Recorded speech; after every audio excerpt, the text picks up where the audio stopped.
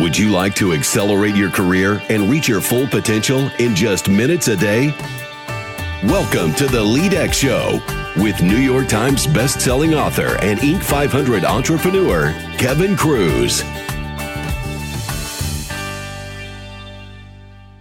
Hey everyone, Kevin Kruse here. Welcome to the LEADx Show, where once again, I'm going to try to help you to stand out and to get ahead. Now listen, today's a different kind of show, so I'm just going to launch into it.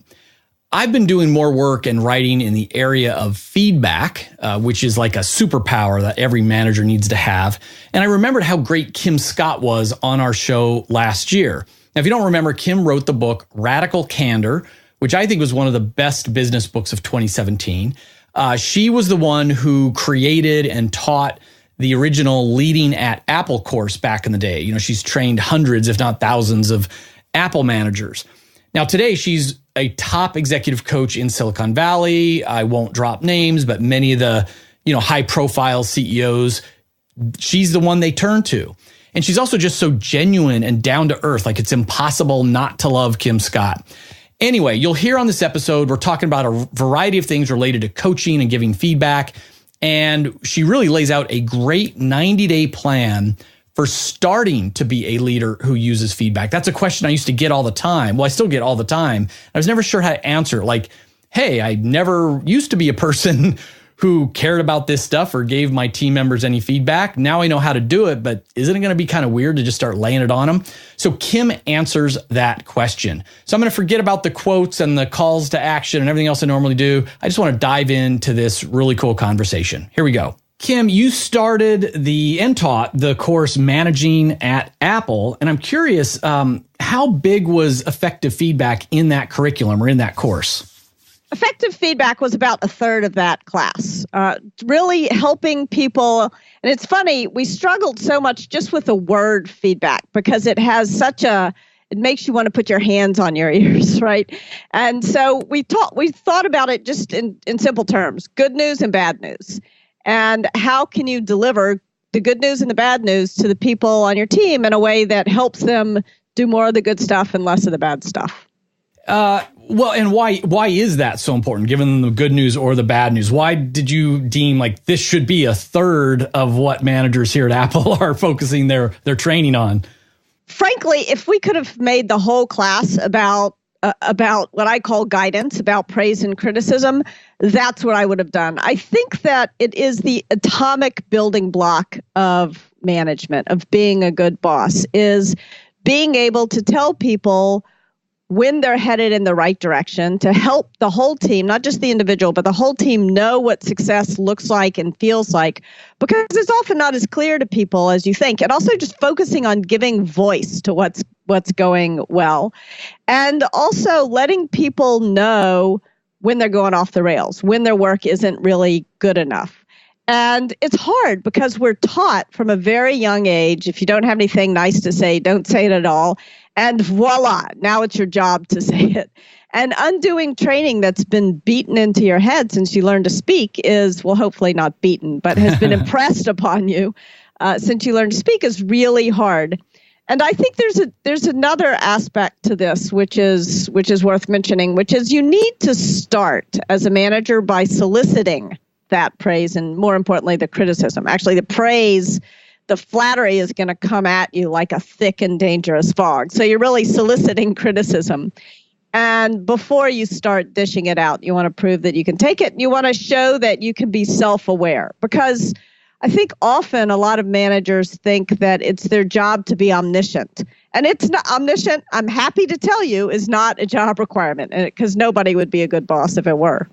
Yeah, and you actually made me feel a little bit better. I was going to ask, why, for something so important, why don't managers give feedback or more feedback? And for me, I mean, it made me feel uncomfortable, but I feel guilty that I didn't just naturally lead with giving feedback. But apparently this is a more common problem. Oh, it's a universal problem. It is really hard because we're social animals, and we also tend to learn more from negative experiences than positive experiences. And 9 times out of 10, when you offer somebody some criticism, if you mean it well, if you're saying this thing to be helpful to them, if you're saying it in a way that's humble, 9 times out of 10, people will react actually with gratitude. 1 time out of 10, and I don't have data on this. This is rough. But 1 time out of 10, you'll get tears, you'll get somebody screaming at you. And these experiences are so vivid and so painful to us that we start to optimize for the 1 time out of 10 experience instead of the 9 time out of 10 experience. And that's why I think our parents tell us as kids, if you don't have anything nice to say, don't say it at all. Also, because kids are quite naturally totally radically candid. And so I think that it is really one of the things that managers struggle with almost more than anything else, is learning to overcome this reticence, this reluctance to tell people what's great and what's not great. And if there's a manager who they've got the professional courage where they're going to give feedback, but they really haven't had any training, any frameworks or models yet. I mean, where do they get it wrong? Like when someone's trying to give feedback, how do they end up messing it up?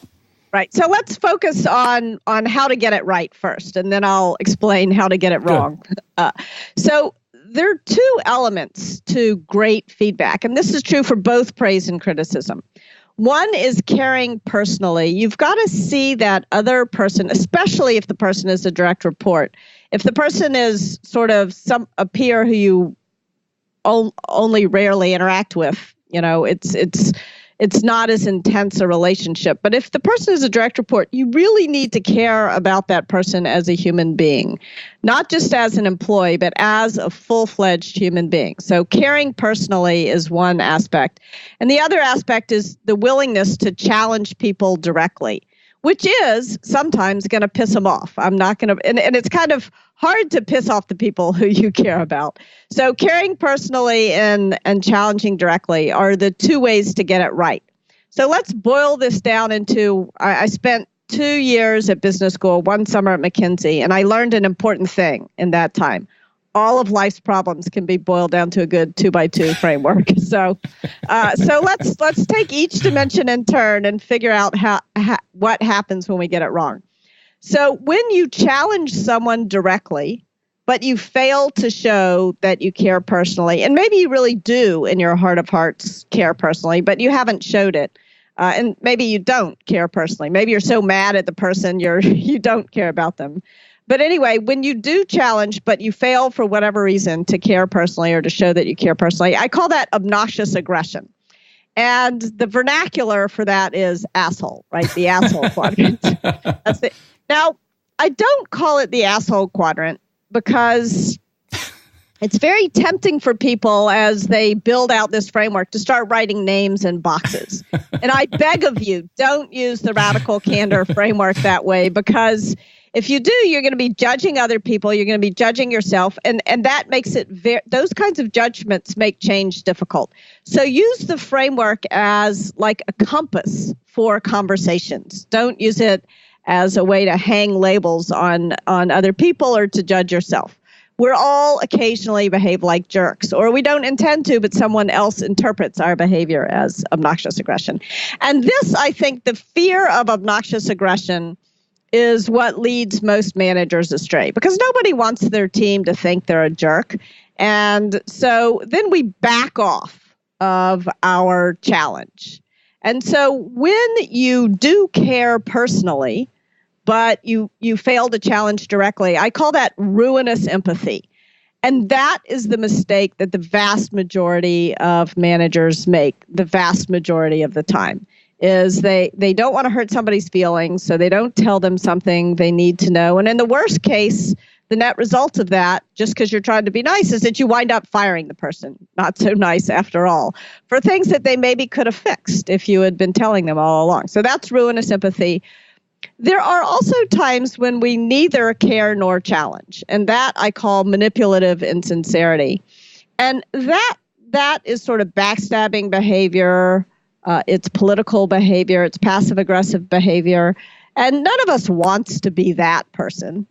But sometimes we wind up there, and often we wind up there when we're overly concerned about our own reputations and not worried enough about the people who work for us. So often part of the reason that you don't want to say something to somebody is not just that you're worried about their feelings, but you're worried that if they burst into tears, the whole team is going to think you're a jerk. So then you say nothing. And that leads you down the path of manipulative insincerity. So those are the three ways that we get feedback wrong. And we all make these. I wrote the book, and I still make all three of these mistakes all the time. But I make them less often because I'm more conscious of it, because I'm using this compass to help me move in the right direction. I'm immensely amused at your warning not to put names of people into the quadrants. I just assumed that's how you kicked off your workshops. All right. Name all the bosses. Which quadrant are they? It's not helpful because we all do all of this stuff. And in fact, there's something to be said for being occasionally in all of the quadrants. Just if you avoid one quadrant all the time, then you're out of balance. But there's a time and a place. Like sometimes you're so busy and you just don't have time to help someone else. And that happens to all of us. Just be clear. Say, look, I don't have time to help you right now. It's not that you don't care overall, but like you're in a moment where you just need to focus on your own work. And so maybe you're in the manipulative insincerity quadrant for a brief time, but you're there for a reason and you're explicit and you're going to get out. That's interesting. It's almost like that could be an advanced lesson, like situational leadership, the SL2 model, which I have mixed feelings about because, yes, we should adjust our leadership, our coaching. I've now learned our feedback based on the situation of the person. But what I don't like about the situational leadership model is that it feels so contrived. Like, okay, what quadrant am I in? What quadrant are you in? So I will apply this. It just doesn't seem like intuitive to flow, but I can see what you mean. Depending on the time, we need to adjust where we're at. Yeah, I think the other problem with the situational leadership model, and it may not be a problem with the model, but it's just a common misinterpretation of the model, is that often people who are applying it wind up spending all their time with their lowest performers. And that's a huge mistake. Not because I don't care about the lowest performers, but you want to, in the same way that you wouldn't pour more money into the low performing investments, you want to pour more of your time. That's what you've got as a manager, is your time.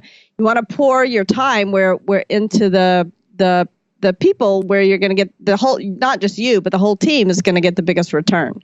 So I'm not saying ignore your low performers, but certainly don't ignore your high performers. Right. And then separate from effective feedback, I'm curious what advice you would give to someone who's going from individual contributor to first-time manager.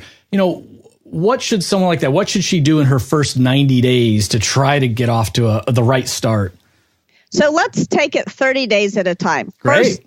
First 30 days, what I would do is I would really focus intensely on soliciting feedback.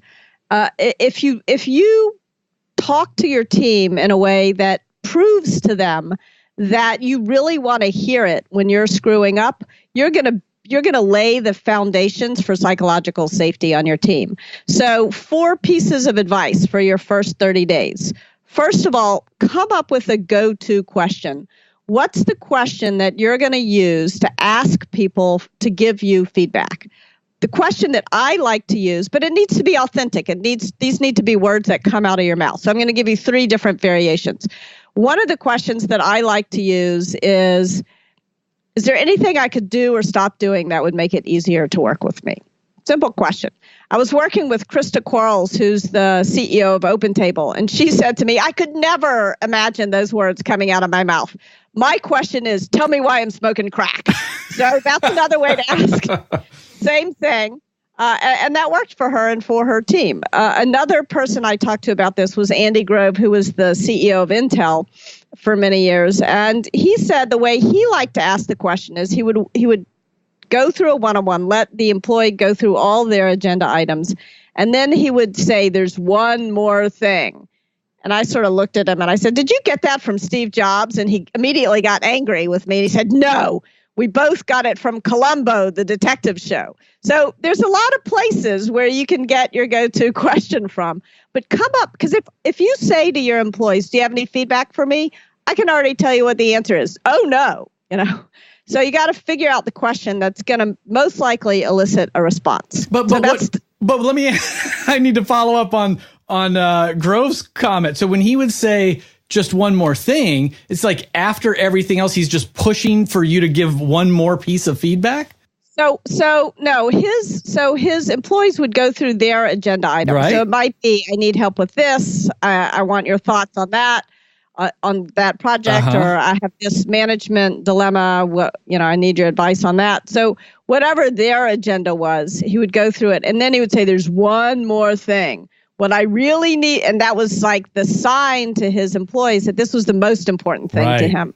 What I really need from you is for you to tell me when I'm screwing up. Great. So I didn't finish the. No, this is great. I'm a big Andy Grove fan, so it's a really great story. Okay, go ahead. I'm sorry. So come up with your go-to question. Now, the next thing that you need to do is to embrace the discomfort. And this is counterintuitive. I went through most of my career thinking if I just made people comfortable enough, they would tell me the truth about what they really thought.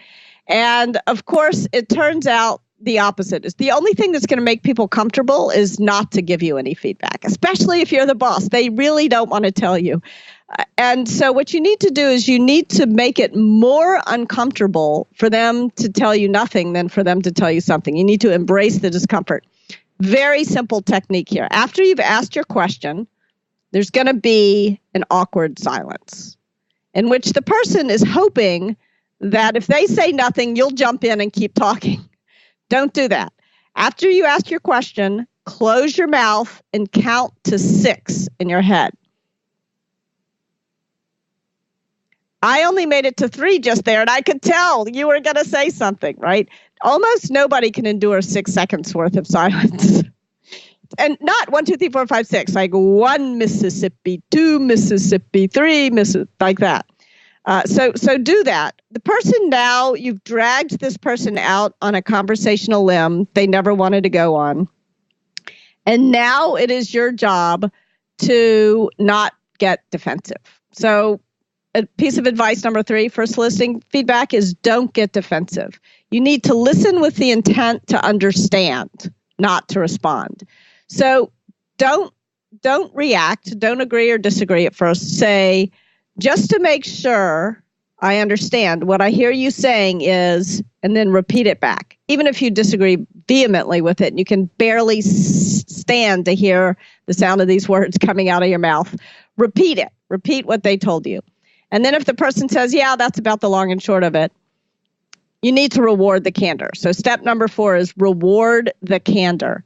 Now, if you agree with the feedback, it's pretty easy to reward the candor. You fix the problem. You tell the whole team that so-and-so told me I was screwing this up. Here's how I fixed it. And then you're beginning to show the team that when they give you feedback, not only will they not get punished, they'll actually get rewarded. And they're not wasting their breath because you're going to act on what you learned. So that is really important. Now, it's a little bit harder if you disagree with the feedback. And believe me, you're going to get feedback that you disagree with. And so I think in those cases, the best way to reward the candor is to take a moment and really think about what was said and find the 5% area of agreement, right? There's 5% of what was said that you can agree with. So, for instance, if you told me, I hate it that you always wear blue jeans, would you please wear a dress? The answer is no. I'm not going to wear a dress. I disagree with your feedback. But what I would say is, I agree with you that I'm not very stylish. I know it's that I'm not stylish. Let me think about what I can do or not, to address it. And then the next day or in the next couple of days, when you're sure you're not defensive, what you want to do is just offer a fuller explanation of why you disagree with the feedback and you're not going to do what they want you to do. And at some point you have to listen, challenge, commit. You just have to take a course. You can't have these conversations going endlessly. But if you can do those 4 things in your first 30 days as a manager, you're really laying an important groundwork for psychological safety. Wow, that's incredible. And as you could tell, I'm like scribbling a lot of notes on this. This is great stuff. So the thing you can do to end that first 30 days is you can introduce a stuffed monkey to your staff meeting. Say, this is Whoops the monkey. And what I want to do is I want to inaugurate Whoops the monkey by telling you all about a time when I screwed up. So offer some sort of self-criticism. And that will show people, again, that you're open to criticism, that you want to hear it, right? That you really want to hear it from them, and that you're going to tell them when you screw up. So that's around soliciting feedback. Your next 30 days. Next 30 days, focus on praise. Praise, we think, is easy because we imagine incorrectly that praise is how you show you care. It's not. Both praise and criticism should show you care and challenge people directly. One of the people who I worked with at Apple, Karen Supprell, great leader, used to ask people, how much time do you spend preparing to criticize? And people would give some non-trivial amount of time. And then she would ask, how much time do you spend preparing to praise? And the answer was usually 0. And the truth is, you can get things just as wrong with praise as with criticism. You could be praising the wrong thing. You could tell somebody you love their font, but you missed the fact that they did great analysis or something. I mean, hopefully it wouldn't be that stupid of an example, but you can often miss what was really good in the work if you don't look hard, if you don't really, or you could praise the wrong person. That's embarrassing, right? So you want to make sure that you spend just as much focus on praise as on criticism. There's a lot of research done on the right ratio of praise to criticism. Is it 3-to-1? Is it 5-to-1? Is it 7-to-1? Is it the feedback sandwich? Here's the problem with the feedback sandwich. The feedback sandwich, that's where you praise and then criticize and then praise. The feedback sandwich will often come across as insincere because you'll spend all your time thinking about the criticism, and then you'll say, I love your glasses, I hate your podcast, but I love that microphone, or something stupid. I love your podcast, by the way. Giving an example. So that doesn't, you don't really care that I like your glasses, right?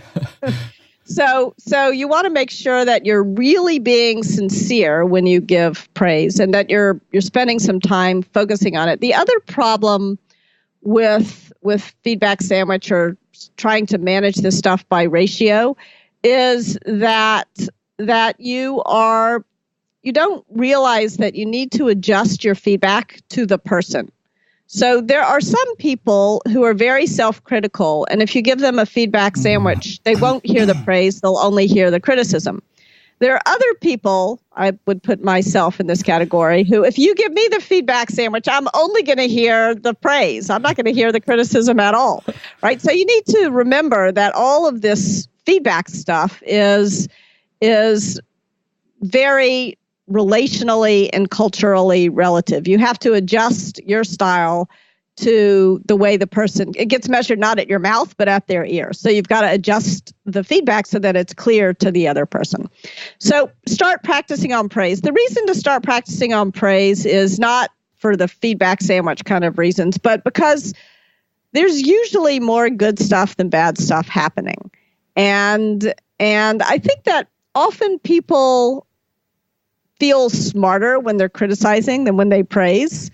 And that's a mistake. You really want to focus on the good stuff, and you want to take a moment to recognize it, to be self-aware, to be aware of the good stuff, but also relationally aware, to share what you're seeing with the rest of the team. So that's your second 30 days. Your last 30 days, you can weave in a little bit of criticism, but make sure you're continuing to solicit feedback and give praise. So when you think about really both praise and criticism, there are several sort of 6 things you want to think about. You want to think about being humble. Again, the reason why I call it candor and not truth is that if you say, I'm going to tell you the truth, it's like you think that you have a pipeline to God and the other person doesn't know poop from Shinola, right? So I don't know if I'm allowed to curse. Sure, I won't put it in Forbes, but you can curse. Okay. You don't know shit from Shinola. I've got a pipeline to God, right? So you want to be humble. You want to be helpful. You want to explain to the person. You want to state your intention. I want to tell you this because in your shoes, I would want to know it. I want to tell you this because I want to help the whole team learn from the triumph that you just did. So both praise and criticism, humble, helpful. You want to do it immediately. You don't want to let it pile up. If you can give feedback in 2-minute conversations in between meetings, the feedback will be much more useful to the other person. And it'll also save you huge amounts of time instead of like keeping a list of stuff and then you lose the list and then 2 weeks goes by and then it's like you can't quite remember all the context. You'll do a better job and you'll save yourself a lot of time if you can just give both the praise and the criticism in these 2-minute quick in the moment conversations. You want to do it, if at all possible, in person. 90% of communication is nonverbal. And so you won't know if you can't see the other person, if you can't look them in the eye, if you can't see their body language, you won't know whether you need to go up on the care personally dimension because the person is enormously upset and you need to take a moment to address their emotions, or whether you need to hit them a little harder, or whether you need to go further out on the challenge directly dimension. So that's why in-person is important. There's a hierarchy of medium. If you're managing a global team, use as much video as possible and talk more frequently. You also want to praise in public, criticize in private. It seems obvious, but a lot of people forget that. And last but not least, you don't want to make either your praise or your criticism about personality. You don't want to, for the same reason you wouldn't say to somebody, the problem here is you're a moron. Just going up to somebody and saying you're a genius is not helpful either. You want to be specific enough about what happened and what the impact was so that the person knows what to change. It's really almost impossible to change your personality, but there's behaviors and work product that you can change. So situation, behavior, impact, I think is a great model. In the meeting, when you said every third word, it made you sound stupid, is very different than saying you're stupid. Right. Or you're a poor communicator or whatever. Yeah. Hard to know what to do with that. Exactly. So it's in that first 90 days, again, it's building that psychological safety. It's practicing and getting into that rhythm of feedback, but starting with the praise and then starting to weave in the constructive feedback along the way. Yes, exactly. Wow, excellent. You saw I'm writing a lot of notes. I think I may have more than one Forbes article here, so don't be surprised if it's like, hey, your name got triggered again in a Google alert. Anything else you feel like I should have asked about feedback or, starting the journey of management in this area? I think one of the things that is important is to think about, it's very easy for people to want to be radically candid, but usually people don't actually want to have these conversations and then they don't have them, right? So this is about a fundamental behavior change, and it's easy to read about it, and the framework is simple, and the stories are easy to understand, but it can be really hard to do it. So I think one of the other things that, if you're a new manager, can be really helpful to do is to find another manager and go through this process with them. Hold each other accountable for, yes, I'm actually going to solicit feedback. And when things go wrong, you're going to need to talk to somebody about it. And you're not always going to want to talk to your boss about it. If you have the trusting relationship with your boss that you can, that's the right person to turn to. But if you don't feel comfortable, find a fellow peer manager and talk to them. Not to be self-serving, but get the book, Radical Candor, read it, a chapter, and say, what's the one thing I'm going to do? Don't expect that you're going to change your whole approach to feedback overnight. it's hard, and you got to learn how to do it gradually. So this is very much a relationship thing. So find somebody who can help you change your behavior. LEADx Nation, if you like this podcast, I hope you leave a rating or a review on iTunes or Stitcher or wherever you listen. I also hope you'll go to leadx.org, O-R-G, sign up for the 3-day free trial of the LEADx Academy. It's the most affordable and effective online learning, downloadable tools, webinar archive, and executive book summaries for managers, leaders, and those who want to get ahead. It's the best stuff you'll ever see. Remember, leadership is influence. You are always leading. How will you lead today?